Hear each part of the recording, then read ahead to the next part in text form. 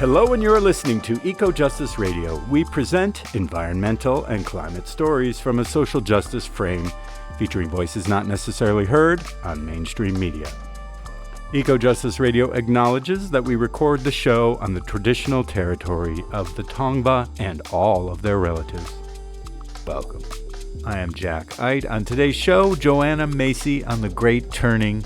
In honor of her 95th birthday, we air a 2002 talk featuring the acclaimed elder Joanna Macy, eco-philosopher, author, and Buddhist scholar, as well as an interview Carrie Kim did with her in 2018.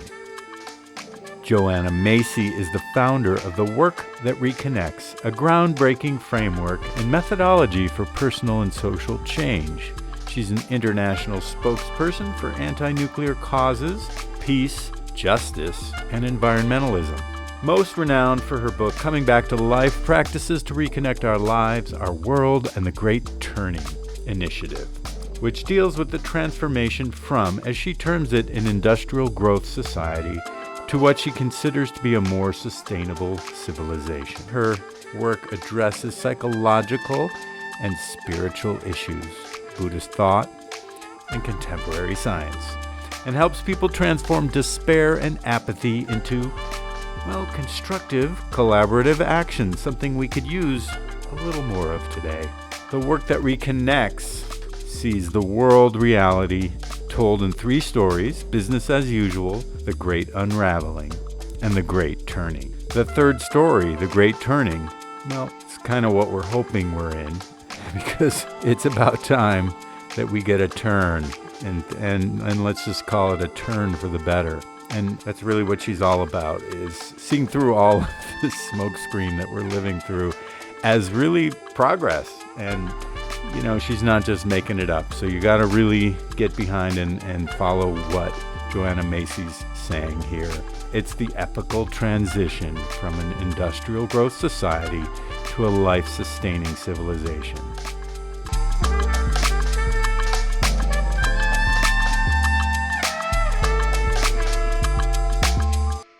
We begin with an excerpt of a talk given at Salt Spring Island in British Columbia in 2002, courtesy of the Salt Spring Video Channel. Thank you for coming out tonight. Yeah, I thought that I was coming to a little island, funny-shaped island, off the coast of Vancouver, and I realized I've come to the heart of the world.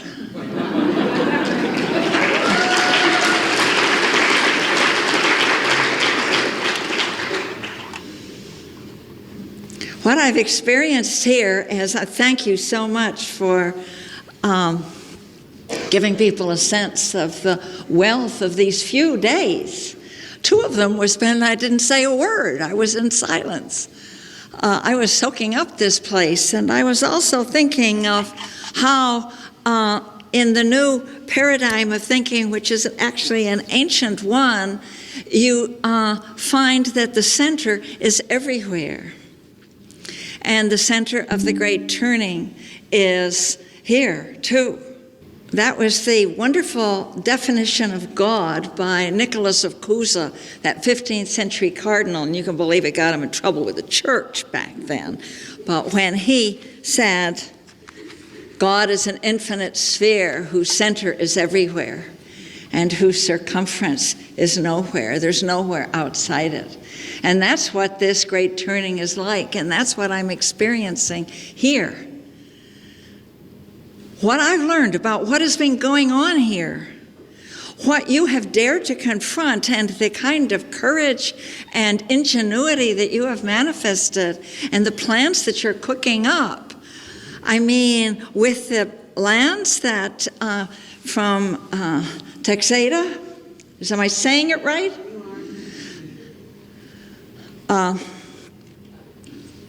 That organic school for organic gardening, and then plans for a seed bank, and the kind of, but that's only part of it, these new structures, because with it is the links between you all, the trust that's happened, and the respect that's happened when you've worked together. So you're right. You're not on an island separate from the world. You're at the heart of what is happening. And I would like to celebrate that by calling up on this next to me here. I was about to say stage, but it's right up here. And if you don't have a very good view of the people that will be standing next to me, it's all right, because you're going to have to use your imagination. You won't see them with your physical eyes. But I want to celebrate the kinds of people that you rank with now, that I am taking such comfort and inspiration in, as I will in you when I go home and when I go forth from here. So please welcome João Pedro and Amalia de Souza of Sao Paulo. They are working with the native peoples down there and also with the landless workers movement. They are displaying incredible tenacity against the violence of the system. And over on this side, Scott. He is a nuclear engineer who, recent graduate, brilliant, went to work for the nuclear laboratory nearest me, the Lawrence Livermore Lab, and for a very fine salary, and he found that what they had promised him was not accurate. They promised him he could work on conversion. He's designing new nuclear bombs and new nuclear weapons, and so he resigned. So Scott, come right up here.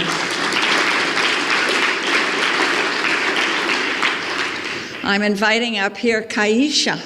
She's a Kazakh woman, a biologist, who has, during and after the huge nuclear tests at Semipalatinsk, in Kazakhstan was the great Soviet testing site, she began to notice and began to measure and began to study the effects.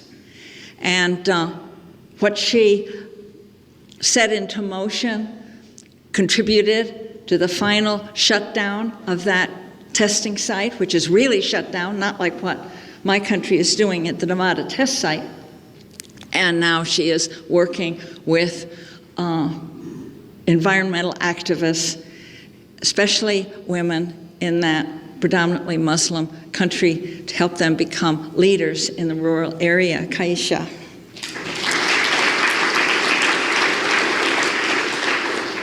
I want to invite up here Oscar of Cochabamba. He was the shoemaker who led the protest that closed down Bechtel Corporation's privatization of water.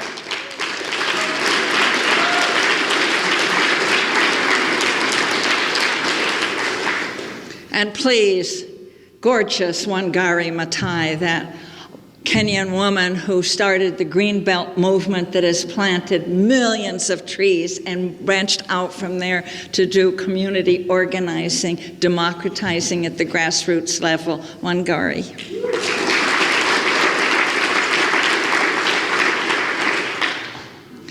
Two women from India, Mehta Patkar and Arundhati Roy, who are insisting that the people who are displaced by the Narmada Dam, the millions of peasants, that they be not uprooted like that, and to the point of standing in the water as the areas were flooded, and they're still not giving up, despite violence, despite everything. Welcome, Mehta and Arundhati. I want to welcome up here Oleg from St. Petersburg. As a matter of fact, my husband Fran is probably with him right now. Oleg was a nuclear engineer at the great mega reactor complex that made submarine reactors for the Soviet Union in Sosnovy Bor. Same types as the Chernobyl reactor, now stuck together. You can imagining, with chewing gum and scotch tape, but it's still working, and he resigned, and he started a deep ecology center, and he is taking teachers and students on wilderness walks, and he's organizing with them and friends in Norway and around the Baltics a nuclear-free Baltic. Oh, yay.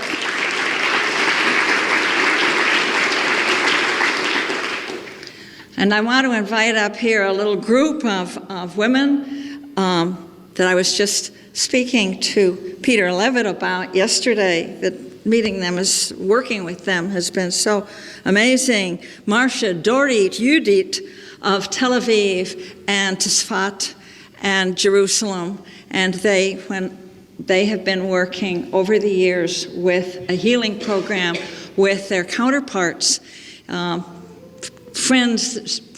nourishing friendship in Nablus.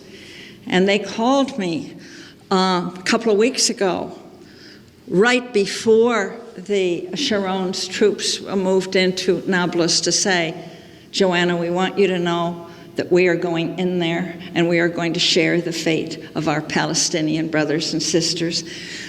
They didn't make it. When they got to the border, it was too late, but they're talking by phone many times a day.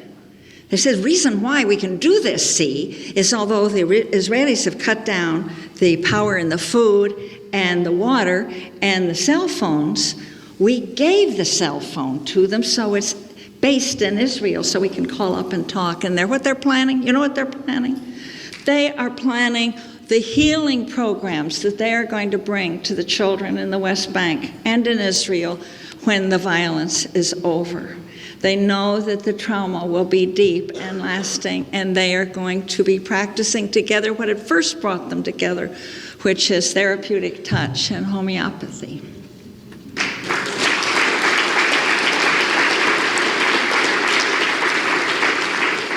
And lastly, folks I was with just a few weeks ago, Vinya, Ari, Sadiva, Charika, and Krishna from Sri Lanka. These come right in. They are from this island that has been riven by civil war for the last 19 years, with spirals of revenge and retaliation and suicide bombers on both sides, escalating violence. How many times we lost hope, and now peace is breaking out. It can happen. And these friends that I've invited up, I know through the Sarvodaya movement. It's a Buddhist community organizing movement, Buddhist inspired, includes people of all faiths. And they had decided 2 years ago that they were going to start holding peace meditations to change what they call, we're going to change the psychosphere. And they started doing this. And on February, a ceasefire was signed. A prime minister was elected on a peace mandate, and a peace was brokered with the Norwegian help with the guerrilla fighters, the Tamil Tigers, rebels. And within days, they said, okay, we want to hold this ceasefire. There have been other ceasefires, but they couldn't last. They were sabotaged each time. We're going to hold a Maha Samadhi, Shanti Samadhi, a big peace meditation, and we're going to call 500,000 people, and we're going to have it at the sacred city of Anuradhapura, which is right up where the fighting was.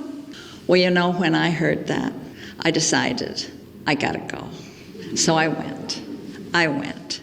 And in spite of a bomb being tossed at our house the night before to scare us away, we went, and I had the experience of sitting in meditation. So first, anapanasati, mindfulness of breathing in and out. Then metta meditation, loving kindness. Then adhisthana, which is resolve. Resolve for peace. And in that made the biggest silence I ever heard. It was a silence of 650 100,000 people. You could have heard a pin drop. Well, but you heard a little rustling of the breeze in the trees. I came back knowing that that's possible. I came back knowing what it sounds like when the machine guns stop firing and the landmines stop exploding and the bombs stop being dropped. That kind of silence. We're capable of that. We're capable of that kind of resolve together. So all these people, it's pretty crowded up here with me. And but what do they have in common? They have in common a belief that a better world is possible. A better world than one where toxins are fabricated for money and dumped into the waters, the air, and the streams. A better world is possible than when the ancient old growth goes, great beings are chopped down, often just for pulp and chips, by absentee owners. A better world is possible than that in which half the people of our world, 3 billion people, don't get enough to eat, while a few get obscenely rich. A better world is possible than where slave labor in investment promotion zones around the world stitch together our clothes or our athletic equipment. They know a better world is possible than that, and they have a commitment to it, a commitment that is so free and so fulfilling that their creativity wells up, like you guys, like what's happening here. The will of Earth herself, that great intelligence pouring through us now, we're beginning to get out of our own way and to know what our belonging to each other and with each other in the web of life, that we've been given life in this exquisite planet. And these people, I've invited them up because they, like you then, are part of a tidal change that can shape the future and that is shaping the future. And this is what some of us are calling, there are many words for it, calling the Great Turning.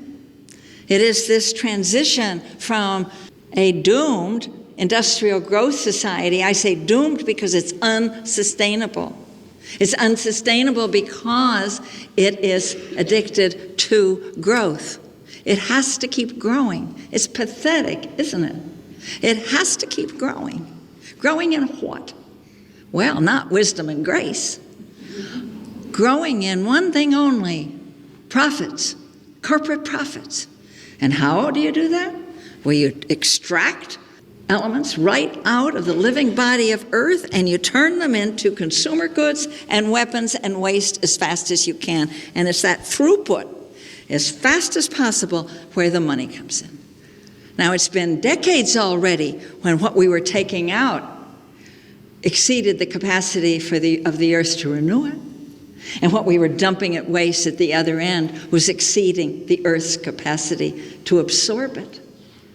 So we have been for quite a while now on what the systems thinkers call on runaway, on overshoot, out of control, spinning out of control with exponential growth in the money. And the money's sloshing around the planet where it can turn this or that into a commodity.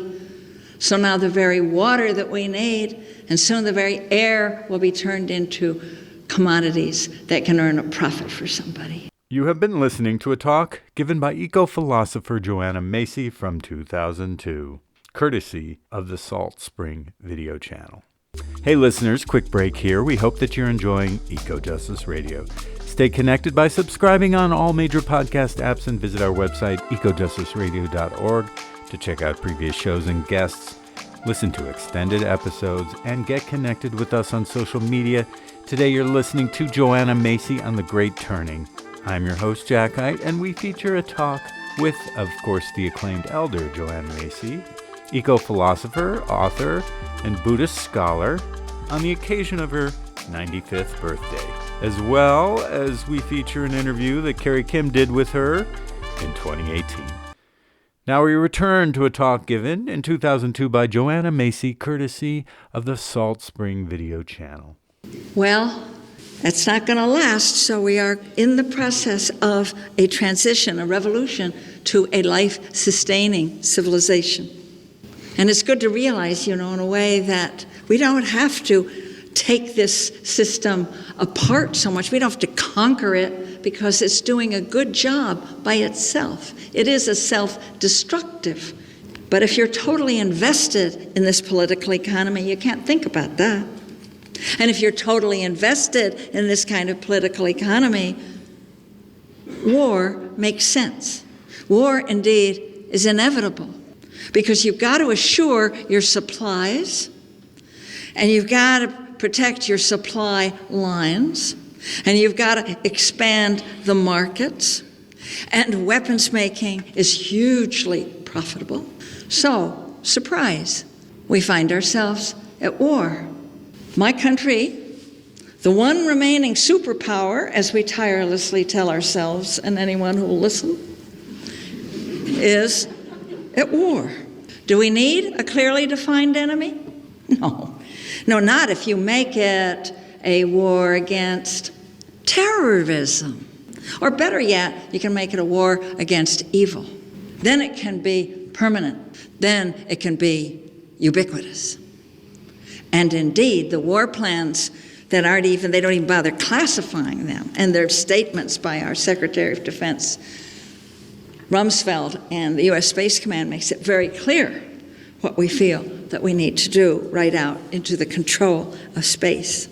But that's not the final answer, because this turning is underway. It's a revolution, actually. It's the biggest revolution since, it's the third revolution of this magnitude that we know about.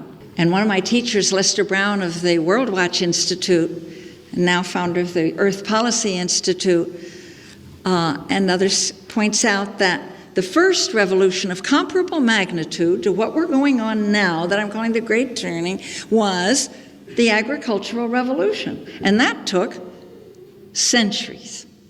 And the second revolution, that came along a bunch later, the Industrial Revolution, and that took generations. In some cases with technology transfer to the global south, but you can do that in a decade. And then right on the heels of that, this what he calls ecological revolution, or the environmental revolution, or the great work, as theologian Thomas Berry calls it, or the great turning, as I've been calling it with a lot of our colleagues. Imagining that phrase calls forth in my mind how the future generations will look back. They're going to look back in just a few generations at us here in these opening years of the third millennium, and they'll say, oh boy, those ancestors back then, they were part of the Great Turning, that huge shift from a suicidal political economy to a life-sustaining one. They were in the thick of it, and they didn't even know whether they could pull it off or not. I have to hand it to them. Actually, it's true. We don't know whether we can pull it off or not. And what's liberating when we look at this, because I know this revolution is happening, this great turning is taking place right now, that affirmation is balanced by the fact, to be perfectly honest, we don't know whether we can pull it off. We don't know whether it will happen in time to stop the unraveling of the living systems of Earth. But there's no guarantee. And it's good just to pause. Let me just pause here a moment. Because you know that there are people out there who, I'm sure nobody in this room, but people who don't get involved, who don't join this campaign or that one because they say, well, I'm not sure it'll make all the difference. Well, whoever is. So we remind ourselves of the basic uncertainty of life. We remind ourselves that, say, when you fall in love, there's no guarantee you're going to have a lasting, gorgeous relationship. Or when you plant a garden and put the seeds in the ground, there's no guarantee you're going to have a great harvest. And you go into labor, there's no guarantee you're going to end up with a healthy baby. If I if I could plant, had some little capsule to plant in your mind or mine, the notion, everything's going to be all right, you wouldn't believe me. And if you would believe it, with that assurance, everything's going to be just hunky-dory. Don't worry, it looks a little chancy now. Would that call forth from you the greatest courage and creativity? Would it now? So it's when you don't know, you never know, you can come alive to everything you ever knew about courage and about creativity. That's our chance now. So we don't wait around for a sure thing, or wait, like the coach of a team way behind. It's the last inning, and he gets there with them, and he says, the other team is way ahead. But so just relax, you'll make it. He hardly does that. They're way behind, but you can still do it. So we take our uncertainty as a friend, as a companion. Helps you feel awake. Now this, having said that, let me just say a few things about the Great Turning. I'm going to talk about the 3 dimensions of it, and then I'm going to give 4 guidelines. Like a good Buddhist, I like enumerating things. Well, I was brought up a Presbyterian. I just stopped myself, and I'm thinking, did we enumerate things the way the Buddhists did? Well, there were the 10 Commandments. Well, we'll discuss that later. Okay, I am going to tell you about the 3 dimensions of the Great Turning, and I am so glad that you're not taking notes on paper, because you mustn't write them down in a list. That might suggest that one is more important than the other or comes before the other. Actually, these are all concurrent and mutually supportive. So you're going to write them on your body. First, write on your hands. This first dimension is the holding actions. Now, these are what most people think of as activism. These are all the political, legislative, regulatory, legal actions to slow down the destruction of the industrial growth society. And the direct actions as well, the blockades and the boycotts, the civil disobedience and other forms of refusal, to slow it down. Now this is really important because it saves some lives, and it saves some species and some ecosystems, and it saves some of the genetic material for the gene pool, for this life-sustaining civilization that's emerging. It gets a lot of glory. It's also hard. It's also exhausting. It can burn you out. You're right up there, flying point, and you just sometimes, and the thing that's sad is that when people step back because it gets so bruised doing this, particularly with increasing violence against activists, you just look at Quebec City or Genoa or others. But when they step back, they think that they're abandoning, or they suspect, or they feel bad that they're abandoning ship. Well, you're not. When you step back from the holding actions, you might be just rotating back, like the lead goose is said to do, moving from the point position and flying in the slipstream of the others. Catch your breath. You're probably engaging in the Great Turning in another way. So this is really important, but it's not enough. It's not enough. Because you've got to build with the new ways of doing things and new institutions for the life-sustaining civilization. Well, this is happening. And where we write this, I think we'll write it on our foreheads, because that takes a lot of ingenuity.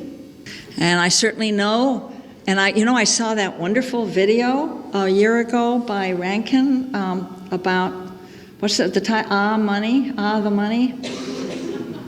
That was incredible. I was already in love with you before I even came here. And so you know about the holding actions, and you know the toll it takes. You also know how beautiful it is, how the heart breaks open. But that's not enough. We've got to build the alternatives, the new ways of doing things, the new institutions. And these, I'm telling you, they are sprouting up now at a phenomenal rate. Probably there has been no time in human history where so many new ways of doing things and old is reaching back before the Industrial Growth Society into old wisdom, earth wisdom traditions, and indigenous wisdom. There's probably no time in human history where these new ways have sprouted so fast. And I say sprouted, I see them coming up like sprouts amidst the rubble of a dysfunctional civilization. And if you squint a little bit, you can sort of see a film of green. You have to really look, because it's not evident on the evening news and the corporate-controlled media and the headlines. You're not going to see it. It's not in the interests of the power holders or the corporations or the politicians in their pay that we know what is happening in the Great Turning. So we have to look. But a lot of it's happening right here. And there are new ways of growing food, and there are new ways of holding the land, and there are new ways of, and old ways of building structures, and there are new ways of measuring what our wealth is, new indicators of sustainability, new technologies, using the power of the sun and the wind and the biomass, new forms of fair trade, new ways of learning. But you know, all these new institutions, they're going to just shrivel and die unless they're deeply rooted in our values and who we think we are, what we think we need. And so we need a third dimension to the Great Turning. And we'll write it right here in our heart-mind. This is where the mind is put in many traditions like the Buddhist. And that's the shift in consciousness. And that is happening at a phenomenal rate of speed. Do you know that when I was in college 50 years ago, there wasn't a breath about the earth as a living system? There wasn't a breath of reference to the earth as anything more than inert matter to be mined and extracted from for our wealth. It's amazing how things have changed. And the rituals that are coming up, and the poetry that is coming up, and it's a spiritual revolution, and their tidal change coming from the past and from the other religions, teaching us reverence, breaching the dichotomies between our minds. We're realizing we're not just brains on the end of a stick, but that we are embodied in this incredible web of life, and all of it is intelligent. And that with this spiritual, cognitive, scientific revolution, that's why I teach systems theory, teach it at Graduate Theological Union, but what I'm teaching comes out of biology. The living systems, that how you understand a world made of relationships.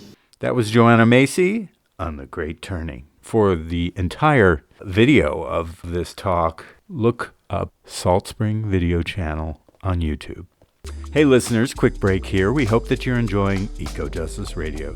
Stay connected by subscribing on all major podcast apps and visit our website, ecojusticeradio.org, to check out previous shows and guests, listen to extended episodes, and get connected with us on social media. Today you're listening to Joanna Macy on The Great Turning. I'm your host, Jack Hite, and we feature a talk with, of course, the acclaimed elder Joanna Macy, eco-philosopher, author, and Buddhist scholar, on the occasion of her 95th birthday, as well as we feature an interview that Carrie Kim did with her in 2018. Following is our interview with Joanna Macy from 2018, recorded at the studios of KPFK in Los Angeles, featuring our host, Carrie Kim.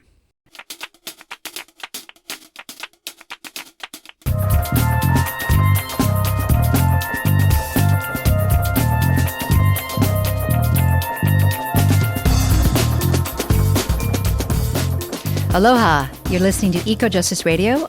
My name is Carrie Kim, and today we are honored to be joined by Joanna Macy. Joanna Macy, eco-philosopher and Buddhist scholar. She has dedicated her life to the study of Buddhism, general systems theory, and deep ecology. A visionary leader, grassroots organizer, and compassionate voice, she's committed 5 decades to the movements for peace, justice, and ecology. She founded the Work That Reconnects, a groundbreaking framework and methodology for personal and social change. She's the author of numerous books, including Active Hope, How to Face the Mess We're In Without Going Crazy, written with Chris Johnstone. She's empowered thousands of people worldwide to transform the despair and apathy caused by overwhelming social and ecological crises into constructive, collaborative action. She invites others to invoke a new way of seeing the world to support the continuance of life. Welcome, Joanna. Hi, Carrie. So glad to be with you. We are thrilled to have you with us. You've been involved for many, many years translating the work of poet Rainer Maria Rilke. And we are wondering if you could share with us the sonnet to Orpheus, which you've said has helped you a great deal in this time. Yes, it has.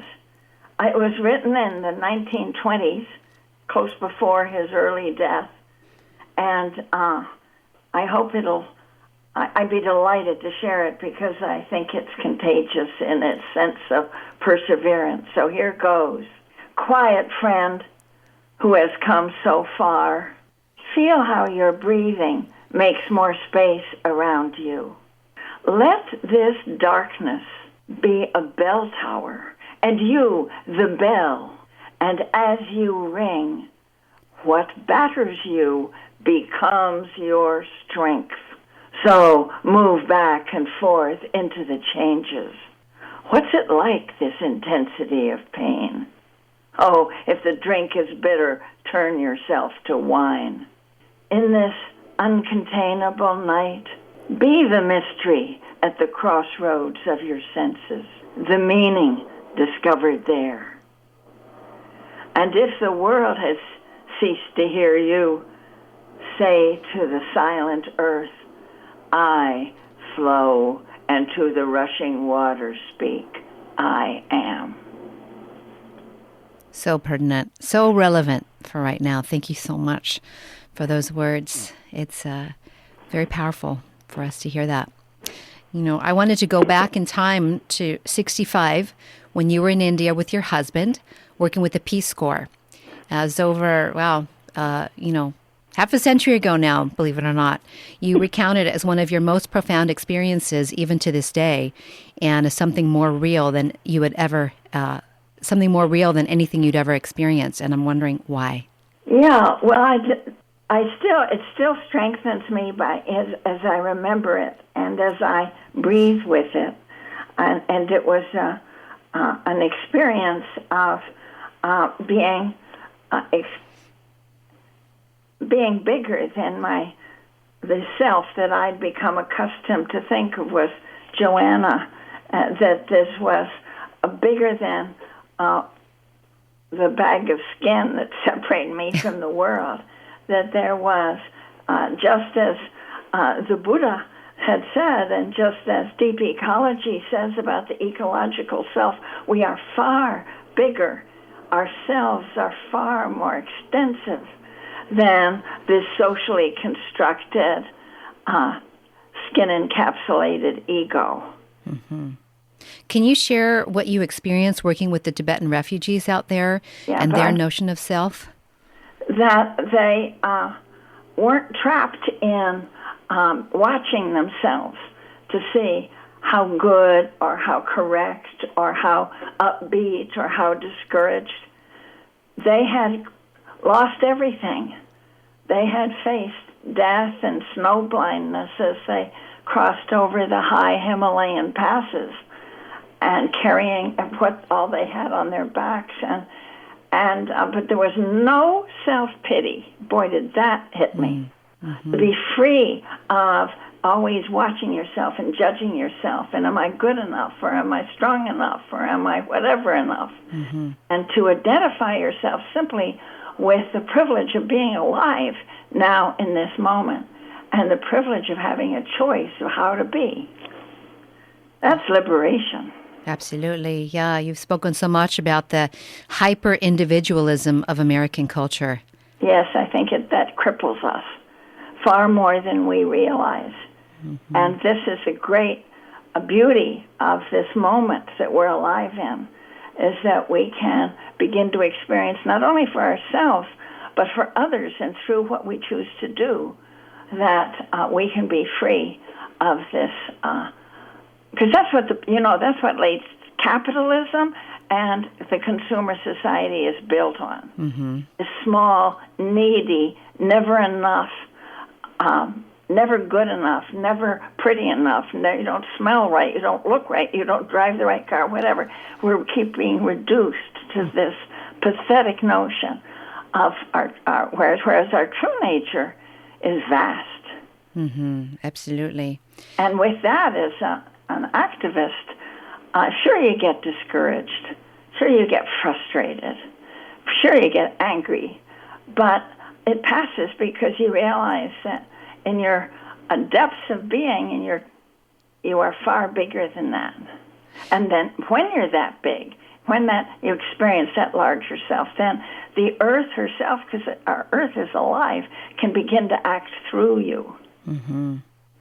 How do you envision American society breaking free of this notion of a separate self and the pursuit of private fulfillment? I mean, we have selfies, we have McMansions, we're witnessing, sort of a both-and situation where some people are reclaiming more of a communal way of operating in the world and collaborating, and others are maybe going further down that other path of materialism. Well, we've been so maimed, and that it can't be. There'll always be people who will find it harder, and it's harder when you are yourself hungry or cold or jobless, and it's very hard not to just think of where you're going to get the next meal. But we have in power in the White House this figure that demonstrates the essential pathos of the ego-identified narcissist. He's taken hyper-individualism to its ridiculous and tragic extent, don't you think? Mm. Yeah, I think we've seen that plenty this year. I have a mentor who calls hope a 4-letter word, and you've said there was a time when you avoided using the word hope. So what does hope mean to you now? That's true. Well, yeah, because I thought that it was, I remember hearing myself say hope is a killer. For one thing, it takes you out of the present moment, and it makes you be too vulnerable to upsets and rejections or difficulties. But the big thing came to me and that was just actually in the process of writing the book you mentioned, Active Hope, that hope isn't something you have. It's something you do. Mm-hmm. And it's there, so that means it's in the actions you choose to take. And so you can, it can be something that you do even when you're feeling hopeless. Mm-hmm. Yeah, you've said hope is a verb, yes? That's right. You this year we've witnessed so many climate-driven natural disasters on an unprecedented scale, and you've said that people can't look at the devastation we're causing to our planet, not because they're apathetic, but actually because they care so much that they have to avoid the pain of the world, that the other face of our pain is our love for the world. So how do you encourage people to engage the pain and the love? I think the key is to not be afraid of the pain, our moral pain, or our not be afraid of the suffering that we feel or that we inflict on ourselves or on others. Not be afraid of the suffering. We see plenty of it, and we're going to see more. Mm-hmm. And to realize that our mainstream culture has pathologized that pain, presented it as something unfortunate and neurotic. Mm-hmm. If there was some weakness in our separate individual self, maybe we were abused as children or whatever. But actually, to suffer with the world is a wholesome and indeed beautiful expression of our humanity. It's the literal meaning of compassion.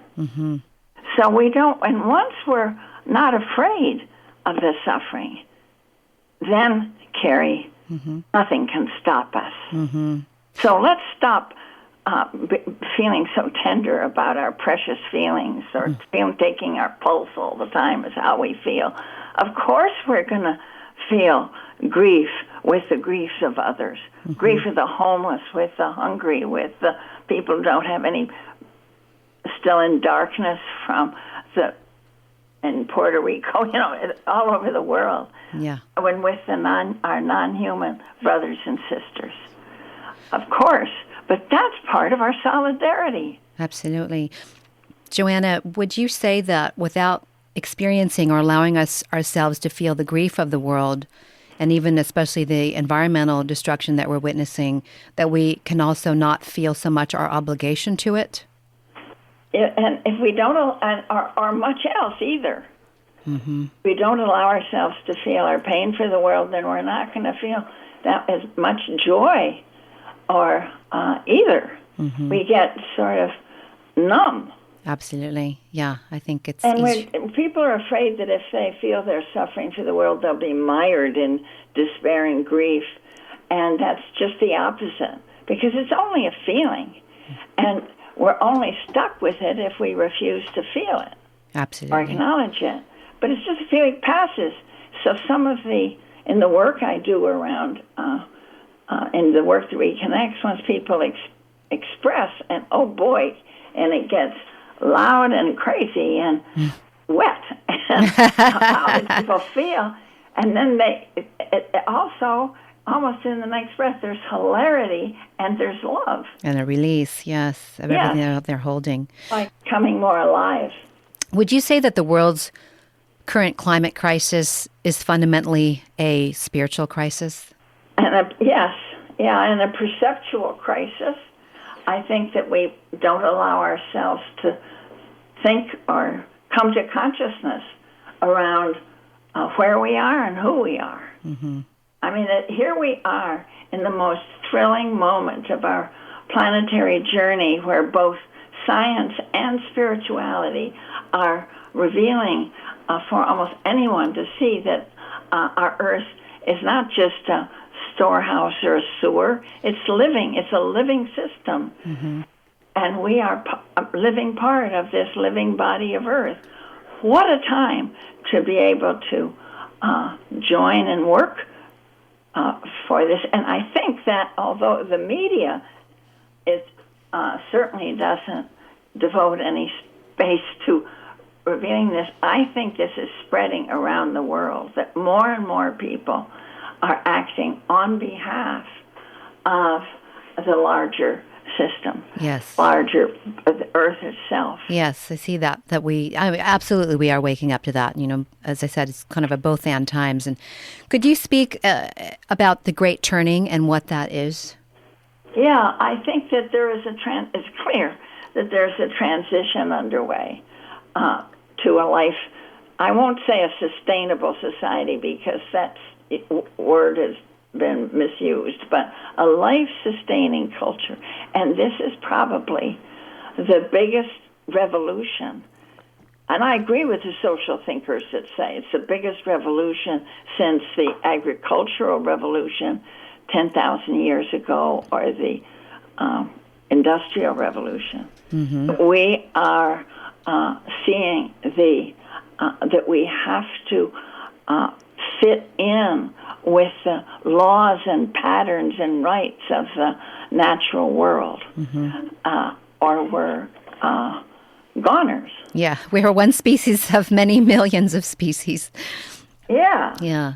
So I would like to ask you, given that this country was founded upon a legacy of genocide and imperialism, especially against indigenous peoples, it seems we were destined for a correction. And I wonder if what we're experiencing now you consider, let's say, the U.S.'s karma. I think most of our listeners are familiar with the laws of cause and effect. Yeah. Well, I don't think there's any question about that. And it's not only that we have stolen the land, but we have grown wealthy with stolen people. And the centuries of slavery are also ready for a correction. Yes. Huge. And this is a period where we have to we're opening our eyes to that. And it's very demanding. It's demanding for every one of us. For me, as a white identified woman, it meant seeing things that I hadn't been conditioned to see and know, that are absolutely essential for me to know, to open my mind to what is happening to my brothers and sisters of color in this country and in this world. Because we are, there's a huge karma of colonialism. Sure. In our country and actually worldwide. Yeah, I and it is, as you said, an auspicious time because people are waking up to that, and more people are taking responsibility for that. I mean, maybe it hasn't happened worldwide yet, but there's definitely a shift underway. That's right. Actually, it's morally beautiful. Yeah, and people want to come together. I mean, I feel that a lot of the times when you're out, whether it's a rally or a march or you're doing something on behalf of a cause much greater than ourselves, that is the whole reason people want to do that. They want to come together. There's a part of them that wants to be in community with others because this society is so isolating. If you just stay in I think you're totally right, Carrie. There's a huge longing for this mutual belonging, because that is we're made for that.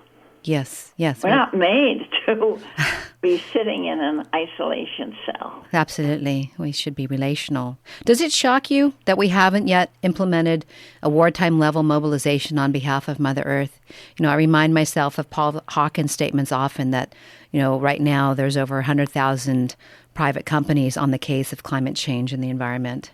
Yeah, it is. And yet, down among the young people, it's moving, too, to see how natural it feels to younger people to have their eyes open to what is in store and what is happening, and to shift their identity. Or they don't need to shift their identity. There is a readiness to act, not with a lot of drama and breastfeeding and flag waving, but just very naturally. Oh, yeah, we're here for the earth. Yes, absolutely. Some activists have an aversion and some have an identification with the word activist. Do you find anything problematic about identifying oneself as an activist? Well, no. I think it puzzles me that people seem to take it as being aggressively militant or self-righteous. To me, an activist is anybody who acts for something wider than their immediate self-interest. Mm-hmm. What would you say to the younger generation who might be more angry, or they feel that what the prior generations have left is a very sad inheritance and that we've, acted irresponsibly and negligently? What do you have to say to these younger listeners? Yeah, well, I would say you can stay with that sense of putting all the blame on the older generations. Totally understandable. Mm-hmm. I'm not going to blame you, but actually it's boring. You're not going to find out. You're not going to have a lot of adventures. You're going to sit with that. Yeah, not going to solve too much. Sit there and point at the elders and, okay, if that's the way you want to enjoy life, that there's a lot of adventures out there for you to have that will be, and you can have the experience of those ever-widening circles of self-interest. There's circles of identity and people to work with. So don't waste your time on that, is what I'd want to say to them. Yeah, and then they miss out on a whole other opportunities for creativity and collaboration with others. Yeah. So you sure do, because there's so much. It's such a thrilling thing to be able to step beyond the consumer self that capitalism is built on, and our whole economic system has been built on, and that keeps us actually infantilized. Yes, and enslaved in a certain sense. We're experiencing cultural genocide worldwide in the form of globalization and urbanization, and I would like you to comment on the erosion of the world's cultural heritage and the flattening of diversity. Yeah, this touches one of my greatest sorrows, is that there are cultures and languages that are just winking out so fast, and that once you have a culture go extinct, or a language is a whole precious way to see the world. Our planet expresses herself through a language, through some of these indigenous cultures so exquisitely and unrepeatably. So, Carrie, you just touched a big wound in my heart-mind, and that to go and to hang out with those who are, where you still have these wonderful ways of seeing and being human before, So that's just one more reason to serve this, because it's going to be inevitable. The capitalism is self-destroying. Mm-hmm. Marx was right about that, and that, and maybe it's too late, but that doesn't mean that we can't right now, with appetite and love in our hearts and great curiosity, work with each other in treasuring what we have right now. Yeah.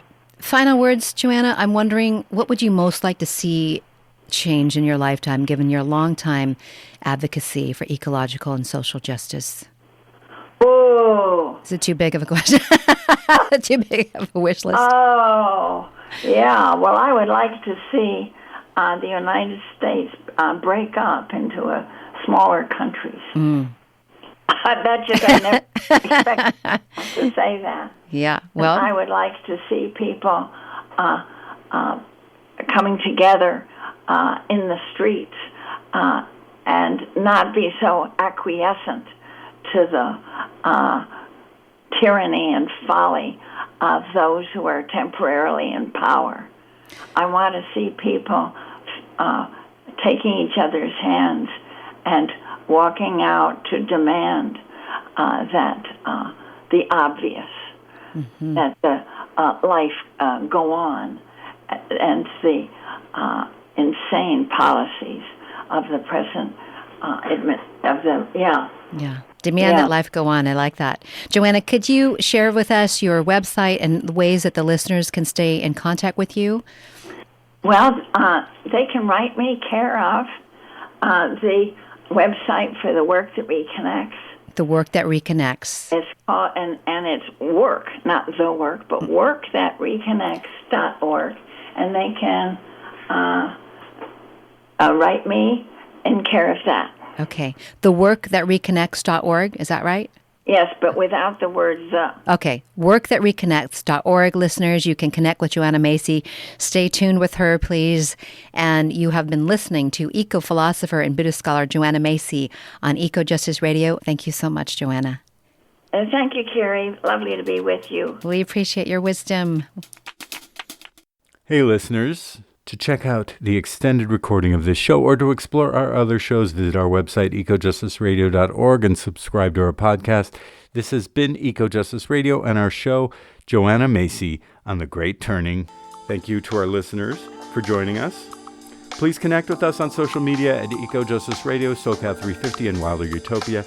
If you like what you've heard and you want others to be informed, subscribe and share the episodes.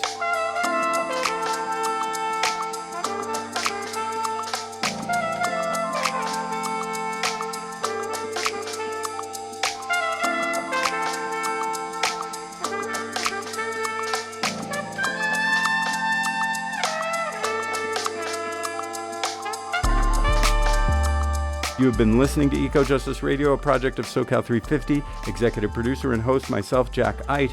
Co-host Jessica Aldridge, co-host Carrie Kim, and engineer and original music by Blake Quake Beats. And until next time, remember, the power is yours.